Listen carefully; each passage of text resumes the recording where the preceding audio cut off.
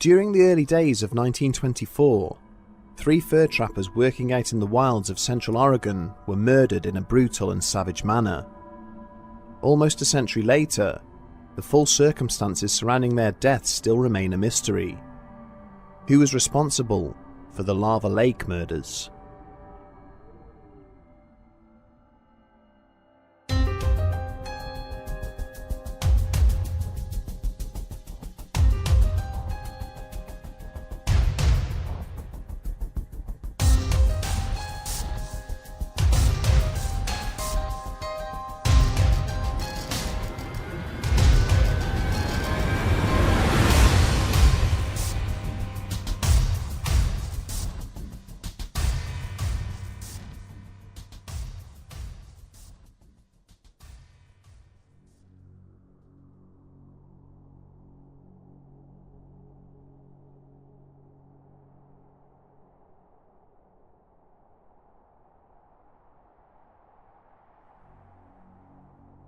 The weather conditions had been harsh and unrelenting for 2 solid weeks before their journey had commenced, and the thick layers of snow which now covered the landscape had made progress particularly hard going for the 2 travellers.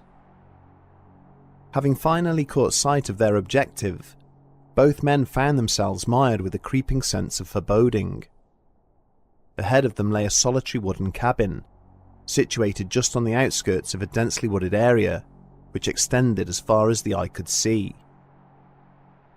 As the pair laboured on towards their destination, they grimly noted the absence of any tracks in the snow which blanketed the path leading up to the lodge, and observed that no smoke was emanating from the chimney. The signs of life and habitation which they had so desperately hoped to see were sadly not present. For Owen Morris, this was a journey which had proven particularly harrowing. It had been over 3 months since he had last heard from his younger brother. Now, as he and his fellow traveller approached the remote cabin where Dewey Morris and 2 other men had been working as trappers, his worst fears were on the cusp of being confirmed.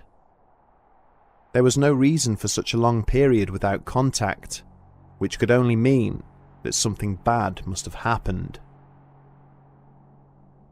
Cautiously nudging open the front door, Morris drew his pistol and motioned for his companion to do the same. For the briefest of moments, Pearl Linz had looked startled at the request, before regaining his composure and complying. Being the superintendent of a local fish hatchery, he rarely had cause to carry a firearm, but Morris had been insistent that he bring one along on this journey. As the 2 men stood and surveyed the interior of the cabin, both came to the realization that there was little chance of finding the occupants alive. The hunting equipment belonging to the trappers lay discarded to one side, and the remains of a morning meal were welded to the base of a pan sitting on the nearby stove, having blackened and burned long before the fire beneath it had died away. Morris felt his grip tighten on the handle of his revolver, his head swimming with a mixture of sadness and anger. He took in the papers and rubbish strewn around the cabin floor, and the emaciated body of a cat which lay dead in the corner, before turning on his heel and walking back outside. There was no way that the trappers would have ventured out into the forest without their rifles, not whilst they still drew breath. He would spend the next few minutes checking the nearby traps and lines, all of which contained the frozen remains of animals that had clearly died some months previous, before a cry from Linz brought him running back to the rear of the cabin. A small holding pen had been built there to keep any foxes which had been captured alive by the trappers. Abandoned on the ground, directly in the centre of this structure, lay a discarded wooden mallet, covered in blood. It was the dying weeks of 1923 that Dewey Morris had been approached by one of the local logging contractors and offered employment for the duration of the coming winter. Ed Logan had explained to the 23-year-old that he owned a small cabin, situated a short hike from the shores of Little Lava Lake, and that he was looking for a team of trappers to spend the Christmas period there. The youth had jumped at the opportunity, being unemployed at the time, and fully aware of the high price which pelts from the nearby Deschutes National Forest could fetch at market. And so it was that he found himself spending the festive season out in the wilderness, alongside two other local workers by the names of Edward Nichols and Roy Wilson. 2 days before Christmas, Morris and his colleagues had briefly returned to their hometown of Bend, their sled heavily laden with the skins of animals which they had captured in their traps. Even after handing the bulk of their labours over to Logan, the three hunters had managed to make a healthy profit from their share of the endeavour, which Morris had been keen to spend on an evening of drinking with his family. The group were seen on one more occasion following that weekend, by a resort owner named Alan Wilcoxon, who had stopped by the cabin on the 15th of January whilst en route to Bend to pay his regards. He would later recount how all three men had been in high spirits, having enjoyed a high degree of success with their undertaking. By the start of April there had been no further visits or correspondence from the trio, which prompted Logan to enlist the help of Dewey's older brother, requesting that he go check on the three trappers. What Owen Morris and his friend Paul Linz discovered at the cabin after they had fought their way through the snow-covered wilderness would cause them to turn around and hurry straight back into town to report the matter to the local sheriff. A large search party was immediately mustered by the townspeople, led by Deputy Sheriff Clarence Adams, who enlisted the services of a number of trackers and game hunters familiar with the area. Upon reaching the cabin, this group then divided into a number of smaller parties and spread out, in order to cover as wide an area as possible around the abandoned dwelling. One group, led by Adams, made their way directly towards the nearby lake. After travelling a quarter of a mile, they came across a wooden object, half buried in a large drift.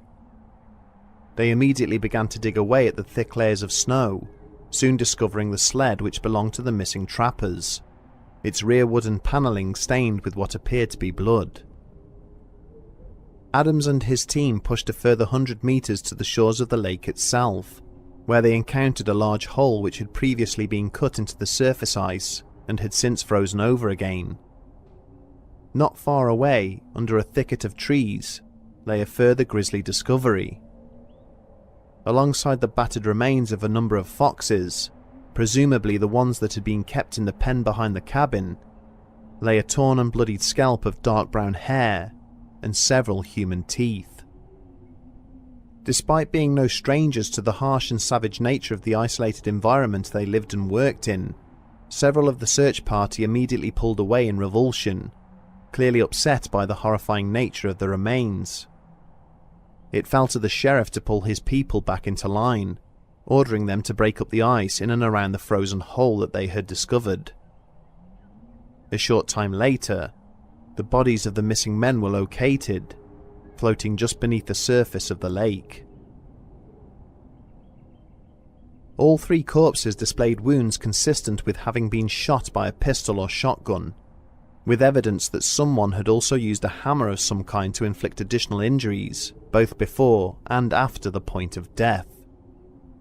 A gaping shotgun injury had hollowed out most of Roy Wilson's right shoulder, but the wound which ultimately ended his life had been administered after this, with a pistol. The fatal round had entered his skull just below the right ear. Similarly, young Dewey Morris's left arm had been completely shattered by a close-range shotgun discharge, and he had subsequently been dispatched with a shot to the back of his head by a low-caliber weapon. But it was the body of Edward Nichols that provided the most telling evidence of what had transpired. Chillingly, whilst the lower part of his jaw had been decimated, most likely by a shotgun blast, he was still wearing his reading glasses. More importantly, the pocket watch which was retrieved from inside his jacket had been shattered by the same impact and had stopped at 9:10 AM. This evidence, combined with the remains of the breakfast that had been found back at the cabin, suggested that the three trappers had somehow been lured outside and then murdered in cold blood, just after they had awoken one morning. Adams surmised from the injuries that the victims had had no ability or opportunity to defend themselves during the attack. As he had watched the bodies being loaded onto sleds to take back into town, he found himself struggling to come up with a motive for the murders. The 3 dead men were still in possession of their personal effects, and a number of valuable pelts had been left behind at the crime scene. But of one thing he was quite sure: the local community would expect an answer, and for an offender to be brought to justice for this savage and senseless crime. Suspicion for the murders initially fell on a local woodsman and moonshiner known as Indian Erickson, who resided on the banks of Cultus Lake, half a dozen miles southwest of the crime scene. He was a heavy drinker, with a history of troublemaking and petty theft, and it wasn't a great leap to propose that he was the perpetrator of a robbery gone wrong. Although when Erickson was arrested and questioned about the killings, it soon became clear that there were a number of witnesses who could provide alibis on his behalf, and the case against him was quickly dropped. It was in the aftermath of Erickson's release that Edward Logan approached the sheriff's office and voiced his suspicions about a rival trapper named Lee Collins. He told the authorities that Collins was suspected of stealing from the traps and lines that had been laid down by his employees, and that there was also an existing issue between him and Ed Nichols, who had once caught Collins stealing his wallet in a bar. Accordingly, Deputy Sheriff Adams began to make inquiries, which immediately added considerable weight to Logan's claim. In reality, Lee Collins was in fact a convicted criminal by the name of Charles Kimsey, who was already wanted by the authorities in connection with an alleged attempted murder. In 1923, he had attacked a stagecoach driver named W.O. Harrison, throttling the man and then throwing him down a well. Harrison had somehow survived the ordeal, managing to climb out of the well and make a statement to the sheriff. Upon hearing of this development, Kimsey had then fled into the wilderness, before he could be located and apprehended. Immediately after Kimsey had been named in the national newspapers as prime suspect for the slayings, Adams was contacted by the Portland City Police Department. On January the 22nd, 1924, a week after the last known sighting of the victims, Kimsey had been encountered by a traffic officer asking for directions to a reliable fur dealer.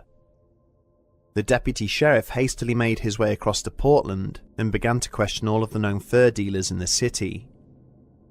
It was soon discovered that not long after Kimsey's encounter with a traffic officer, a man had attended the Schumacher Fur Company, seeking to sell a number of high-value animal pelts.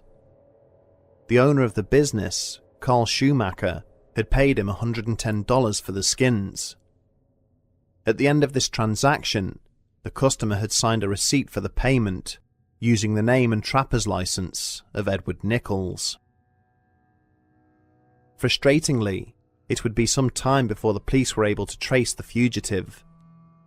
Reports came in from far and wide claiming he had been sighted, sometimes in 2 different states at the same time. It would be a further 5 years before he was located, hiding out in the town of Kalispell in neighbouring Montana. Kimsey was quickly charged with the triple murder and thrown in jail awaiting his trial, though the case against him collapsed at court. In addition to the 2 main witnesses failing to pick him out from an identity parade, Kimsey was also able to produce a number of alibi witnesses, who confirmed that he had in fact been working in Colorado at the time of the murders, on the construction of the Moffat Tunnel. One man who was able to identify Kimsey from the lineup was W.O. Harrison, who was adamant that the fugitive was the same man who had tried to kill him. On the basis of Harrison's evidence, Charles Kimsey was convicted of robbery and attempted murder, and was sentenced to life imprisonment. He would later go on to die within the confines of the Oregon State Penitentiary, still protesting his involvement in the Lava Lake murders, despite the overwhelming evidence against him. The Deschutes County Sheriff's Office remained convinced of Kimsey's guilt, and consequently closed the case with no other suspects ever identified for the crime. The notion that one man alone could have overpowered and killed 3 fit and healthy hunters does, however, seem a bit of a stretch, alongside the evidence that at least 3 different weapons were used to perpetrate the crime, suggesting multiple assailants. Had Kimsey acted alone, the question has been raised as to why he would attempt to conceal his actions. Knowing that he was already wanted for attempted murder, living a transient and nomadic lifestyle under assumed identities, why would he bother to transport the bodies on a difficult and lengthy journey through the snow to Lava Lake? And why would he expend the time and effort to saw a hole in the ice and hide the bodies under its surface, rather than just leaving them at the scene before fleeing? In recent years, a familial link has since been discovered between Charles Kimsey and a man named Ray Van Buren Jackson, who was a schoolteacher in the locality. Jackson had long been suspected of involvement in the deaths of at least 6 local residents during the early 1900s, all of whom passed away in circumstances that proved controversial or unsolved. And whilst he was never arrested or charged with any of these killings, which included staged suicides and poisonings, he was found to have direct links to all 6 of the deceased. The savage nature in which the victims at Lava Lake were killed, and the brutality in which the injuries were administered, suggests that this was a crime in which the killer displayed a severe emotional disconnect, much like the Villisca Axe murders which had taken place 20 years before. And whilst the profiles of the victims and the circumstances are very different to those killings, the clinical and efficient manner in which they took place does raise the prospect that a serial killer, or killers, may have targeted the unfortunate trappers. With the amount of time which has elapsed since the Lava Lake murders, it is now unlikely that this mystery will ever be solved. The most obvious hypothesis remains that Charles Kimsey was indeed the killer, and only the possibility that his physical appearance had altered so drastically during the lengthy time taken to apprehend him saved him from being convicted of the crime. But the manner of the killings, and the possible links to another suspected serial killer, raise uneasy questions. And whilst we may now never know the answers, we take heart in the hope that by sharing this story, someone may again at some future point attempt to solve this tragic and senseless crime.